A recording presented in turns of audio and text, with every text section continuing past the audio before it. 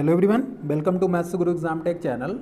तो बच्चों, अगर चैनल पे आप पहली बार आए तो चैनल को सब्सक्राइब करें, बेल आइकन भी प्रेस करें, जिससे आपको नए वीडियो का नोटिफिकेशन आपको मिल सके और आप अपनी तैयारी को अच्छी तरीके से कर सकें।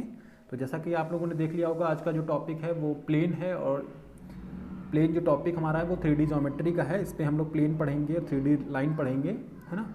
तो लेकिन पहले कुछ हम लोग डिस्कशन कर लेते हैं कुछ बातें।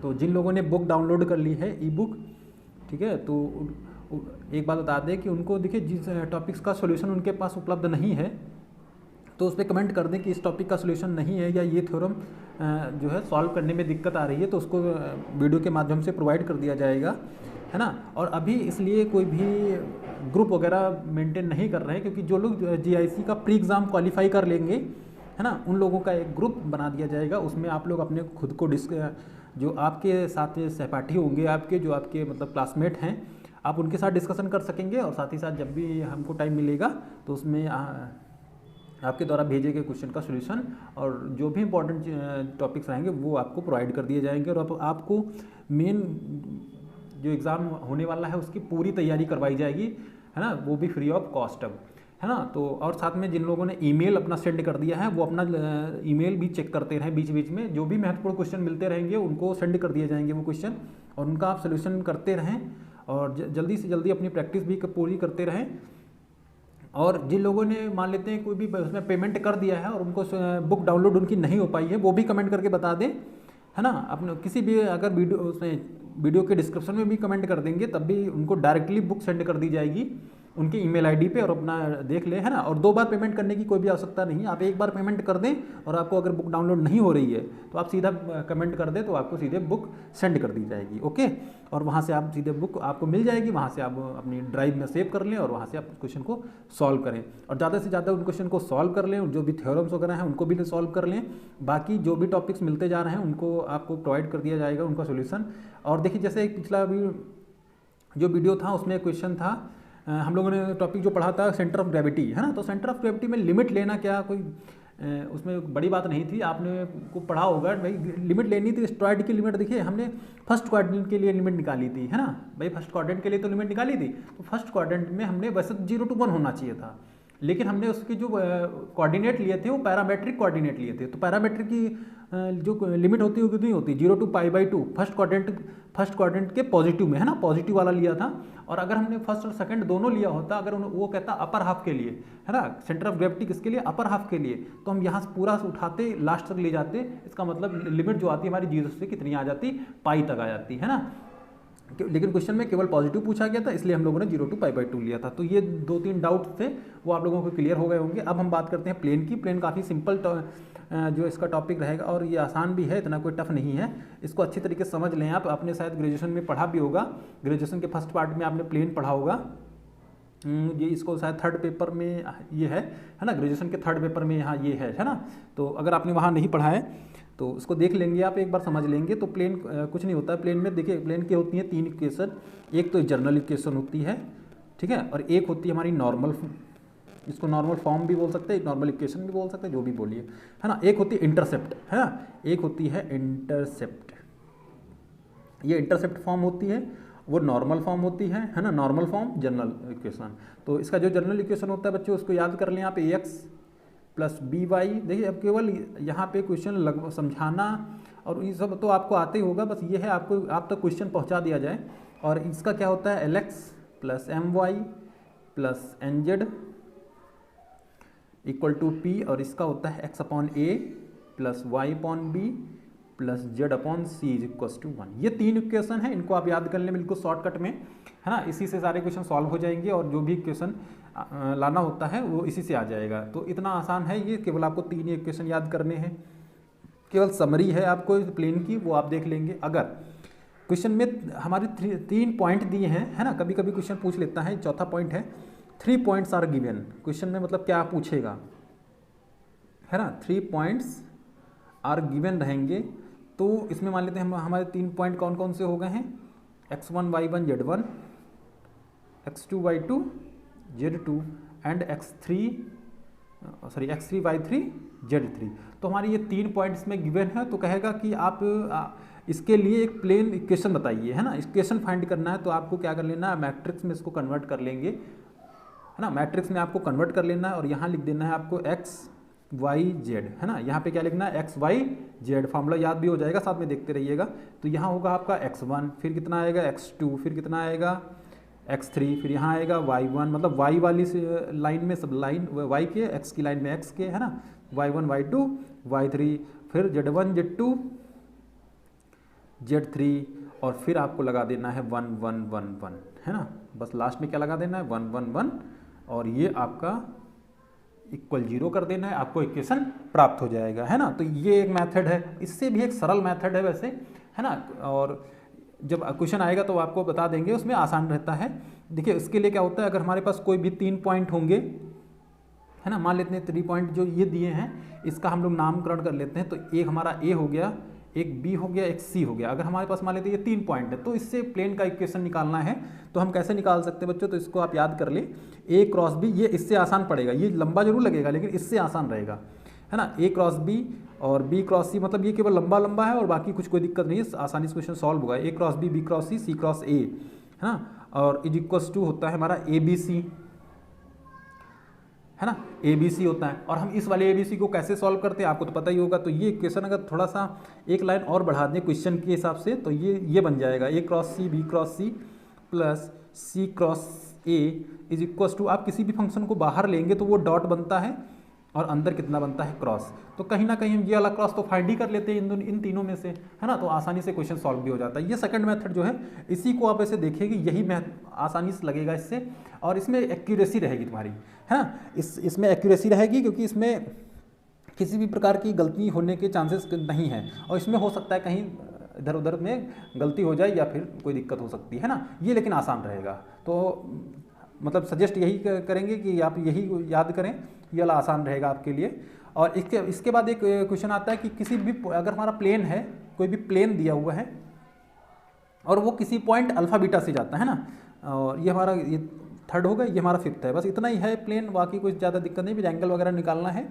और इसके साथ इमेज वगैरह भी आ जाती है, तो इमेज निकालना सीख लेंगे, है ना। इमेज तो काफ़ी आसान है, इमेज कैसे निकाली जाती है किसी पॉइंट्स की। तो ये प्लेन जो है वो मान लेते हैं एक प्लेन है, प्लेन पासिंग थ्रू, है ना। देखिए डिफिनेशन टाइप का नहीं लिखा है, केवल आपको समझाने के लिए बस ऐसे लिख दिया है, अल्फा बीटा गामा से। अगर कोई भी प्लेन है वो अल्फा बीटा गामा से जाएगा, है ना, तो उसके लिए इक्वेशन क्या बनेगा, तो आप अल्फा बीटा गामा से ले जाना, तो एक्स माइनस अल्फा कर दें प्लस वाई माइनस बीटा कर दें, है ना, फिर क्या कर दें प्लस जेड माइनस गामा कर दें और इक्वल लगा दें 0। लेकिन साथ में जो एक प्लेन दिया रहेगा, वो जिससे गुजरेगा उसके भी कुछ ना कुछ कोफिशिएंट होंगे, वो हमारे ए बी सी के हो जाएंगे, वो यहाँ लगा देंगे, है ना। तो इसी से हमारा जो है equation of any plane passing through the this point, ये हमारा इसका आंसर आ जाएगा। तो देखिए इतना था प्लेन। फिर इसके बाद एंगल निकालना है, तो ये देखिए, ये हमने पिछले वीडियो में भी डिस्कस किया था कि जब भी सेम होगा, क्या होगा, सेम मैटर होगा, मतलब 2 लाइन्स हैं, है ना, क्या है, 2 लाइन्स हैं, कॉस थीटा लगेगा, 2 प्लेन्स हैं, कॉस थीटा लगेगा, और अगर अपोजिट है, प्लेन है और साथ में लाइन है तो साइन थीटा लगेगा। अपोजिट में हमेशा एंगल के लिए साइन लगता है और सेम के लिए आपको हमेशा क्या लगेगा, कॉस लगेगा। बस इसी से आप आसानी से फाइंड कर सकते हैं, है ना। तो चलिए एक छोटा सा क्वेश्चन लेते हैं और उससे सॉल्व करते हैं। और अगर इन जितने भी ये फॉर्मूले हम लोगों ने 5 पढ़े हैं ना, 5 पढ़े, और एक ये है एंगल का, कॉस थीटा का, है ना। तो कॉस थीटा के लिए अगर कोई भी 2 हमारे दिए हैं, कोई भी 2 प्लेन दिए हैं ना, तो उसके लिए कैसे सॉल्व करेंगे, A1 A2, ये तो बता ही दिया था उस दिन, A1 A2 plus B1 B2 और plus C1 C2 upon under root A1 square plus B1 square plus C1 square और under root A2 square plus B2 square plus C2 square. तो ये इसका जो है फॉर्मूला हो जाएगा एंगल निकालने का। तो ये आसान था, इसमें कोई ज़्यादा था अलग से कोई उसमें लेने की आवश्यकता नहीं है। और एक वैसे क्वेश्चन कभी कभी होमोजेनियस पूछ लेता है कि homogeneous equation of second degree के लिए बताओ, है ना। तो उसके लिए भी कौन सा इक्वेशन जो है प्लेन को रिप्रेजेंट करेगा। चलिए ये हाँ देख लेते हैं। कभी कभी क्वेश्चन टफ बनाने के चक्कर में लोग पूछ लेते हैं कि कोई भी इक्वेशन लिख देंगे, एक क्वाड्रिक इक्वेशन लिखेंगे, है ना, लिख देते हैं क्वाड्रिक इक्वेशन। तो x square plus b y square plus c z square plus 2FYZ plus 2Z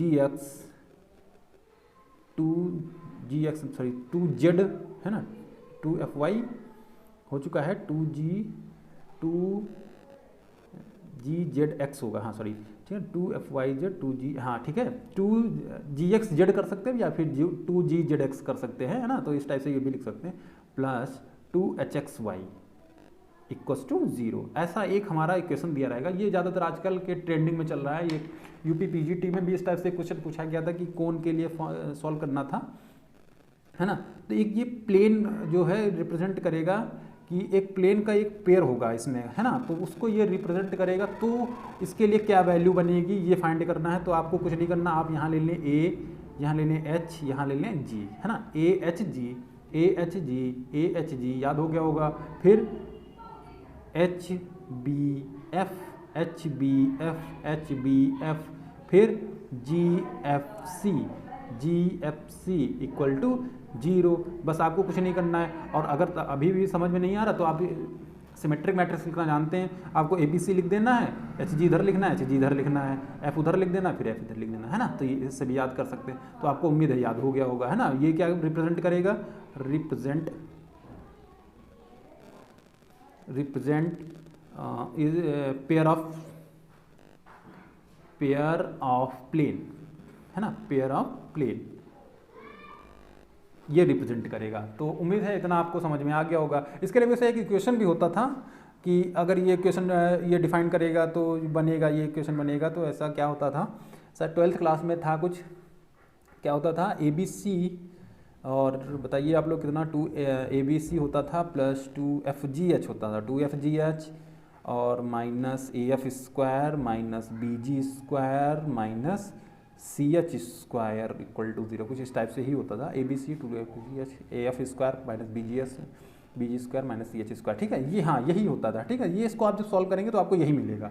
तो आप इसको याद करें, या फिर आप तो अब स्टैंडर्ड क्लास में पहुँच चुके हैं ना, तो इसे मैट्रिक्स से भी सॉल्व कर सकते हैं। तो ये दो आपको डायरेक्टली आता है तो फिर इसमें और लिख देते हैं, या तो ये याद कर लें या तो फिर ये याद कर लें, दोनों में से एक जो है आप याद कर लें। अगर इक्वल वैल्यू 0 हो गई है तो फिर ये क्या रिप्रेजेंट करेगा, दो प्लेन रिप्रेजेंट करेगा। अच्छा एक चीज़ और बता दें छोटी सी, जब हम लोगों ने सबसे पहले ये पढ़ा था ये वाला इक्वेशन, तो ये जब हम लोगों ने 12th क्लास में पढ़ा था तो प्लेन के लिए इन्होंने नहीं पूछा था, कह रहा कि ये बताओ कि ये 2 lines pair of lines represent करेगा।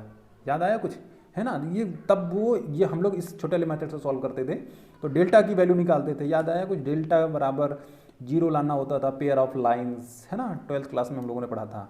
तो ऐसा ये होता है डेल्टा की वैल्यू, है ना। डेल्टा नॉट इक्वल टू 0 हो गया तब तो कई चीज़ें हो सकती है, जैसे परवलय हो जाएगा, और सॉरी परवलय को पैराबोला बोलते हैं ना, पैराबोला हो जाएगा, दीर्घवृत्त यानी कि इलिप्स हो जाएगा, और सर्किल भी हो जाता है ना। तो इस टाइप से कई वैल्यूज से निकल आती थी। तो उम्मीद है आपको ये समझ में आ गया होगा। चलिए एक लेते हैं ज़बरदस्त क्वेश्चन और उसका निकालते हैं मान, है ना। ओके चलिए देखते हैं बच्चों, क्वेश्चन कह रहा है कि find the equation of the plane through the, sorry passes छूट गया इसमें, पासेस थ्रू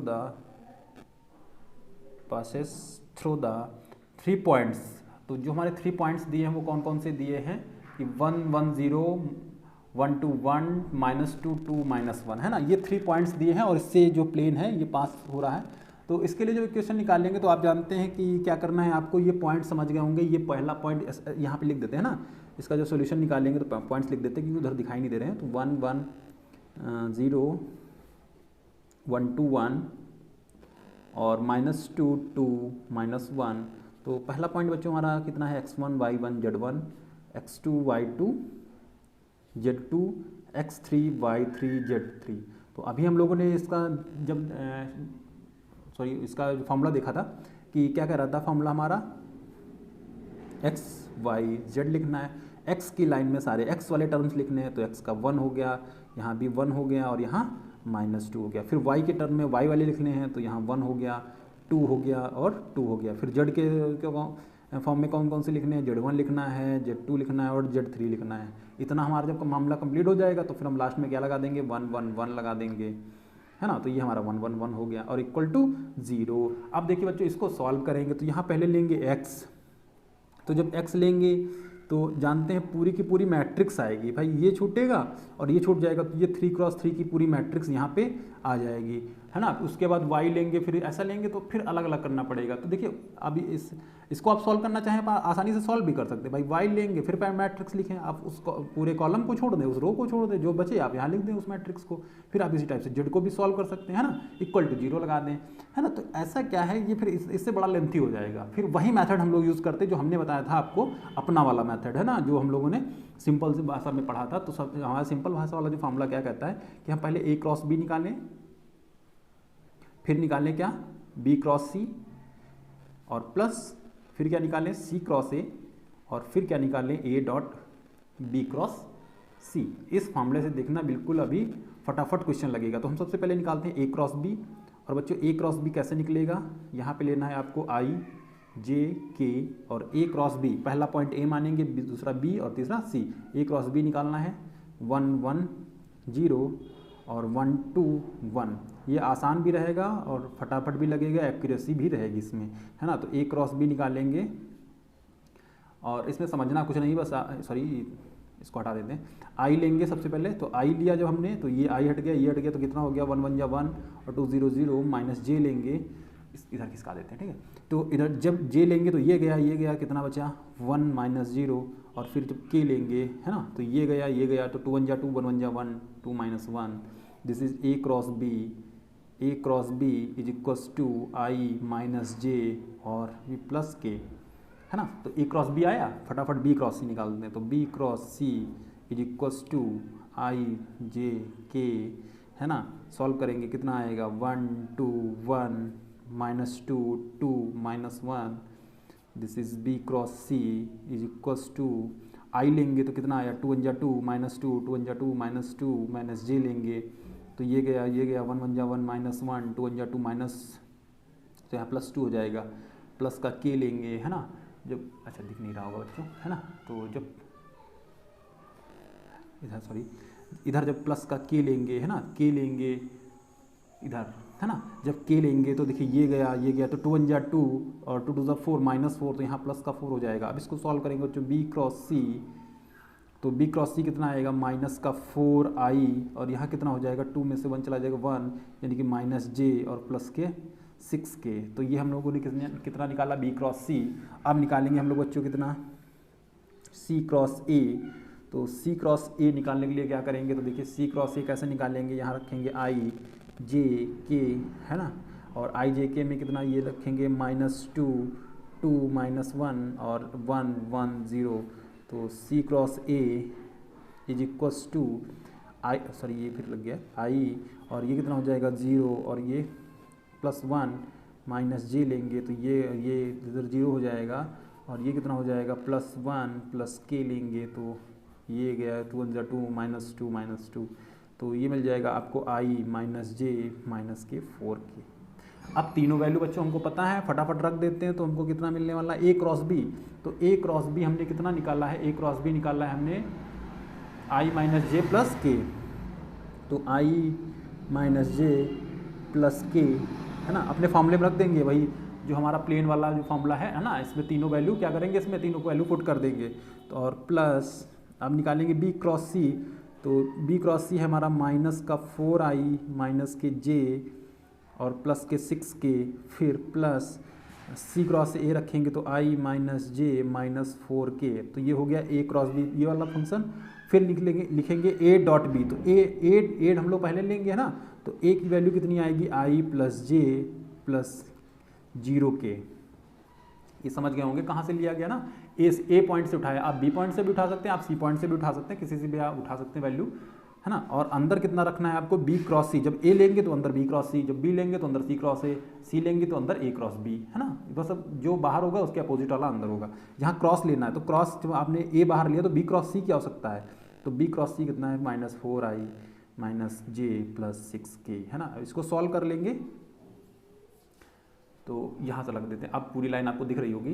तो अब देखिए कैसे सॉल्व होगा, i का फंक्शन उठाएंगे तो यहाँ से i 2 और यहाँ से घटा तो माइनस का 2i, फिर यहाँ से माइनस j, यहाँ से माइनस j और यहाँ से माइनस j, मतलब माइनस का 3j, और फिर यहाँ से k और यहाँ से 6 के 7 और 7 माइनस 4 हो गया तो प्लस के 3 के हो गए, और इक्वल्स टू इधर कितना हो गया बच्चों, आई का आई से करेंगे तो -4, जे का जे से करेंगे तो -1, और जीरो वाला तो हट जाएगा, तो माइनस टोटली गुणा कर देते तो मिल जाएगा आपको 2i + 3j - 3k equals to -5, है ना। अब इसको जो है किस में चेंज कर देंगे, इसके वैसे तो हिंदी में कार्ती बोला जाता है ना, इंग्लिश में क्या बोलते हैं इसको, कार्टेशियन बोलते हैं इसको। तो इसको कैसे चेंज करेंगे, इसका कार्तीय समीकरण जब लेंगे तो कार्तीय समीकरण हम जानते हैं इसको किससे गुणा कर देंगे हम लोग, xi yj + zk से, तो ये हमारा कन्वर्ट हो जाएगा 2x 3y - 3z, है ना, इक्वल्स टू -5।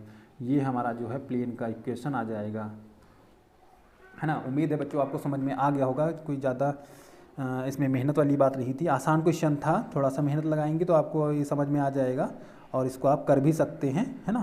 तो एक बार देख लेंगे और इसको सॉल्व भी कर लेंगे। अगर इसमें कोई भी ये मान लेते हैं प्लस माइनस कहीं जल्दी से छूट गया हो, क्योंकि इधर उधर थोड़ा फास्ट भी बताना पड़ता है, तो उधर बताने में हो सकता है कुछ गलती हो गई हो, है ना। वैसे तो उम्मीद है गलती नहीं होनी चाहिए, आप इसको देख लें और अपने मन से सॉल्व करें, और है ना, अगर कोई भी त्रुटि है तो आप बताएंगे, वैसे आप सॉल्व करेंगे इस क्वेश्चन को। मेथड आपको समझ में आ गया होगा, काफ़ी आसान मेथड है, और बस इसी फॉर्मूले का यूज़ करना है और आसानी से क्वेश्चन लग भी जाएगा, है ना। और देखिए इसके लिए एक और भी पॉइंट है, अगर कह दे कि तीनों पॉइंट बताइए, जो पॉइंट दिए हैं ये क्या है, कोप्लेनर हैं।